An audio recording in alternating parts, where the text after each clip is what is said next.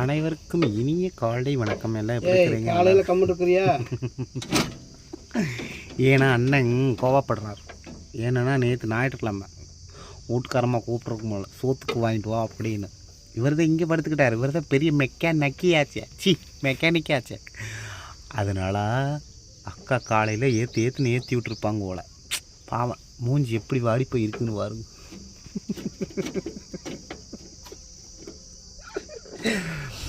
ஆமாங்க, நேற்று எங்கள் வீட்லேயே 7:30 தான். ஏன்னா நேற்று ஞாயிற்றுக்கிழமை சந்தைக்கு போகலை. அண்ணன் கூட சேர்ந்து நானும் இங்கேயே பெட்டை போட்டுட்டேன்.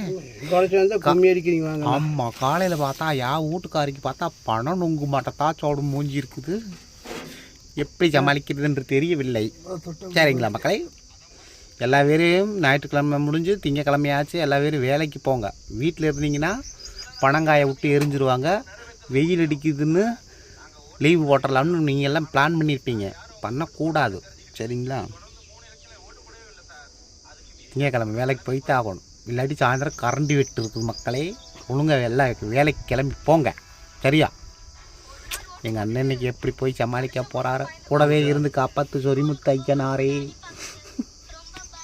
அப்போ பாருங்களேன், இந்த ரணகாலத்துலேயும் கிளுகிழுப்பு கேட்குது. பொம்மை டிவி பார்க்குறாரு.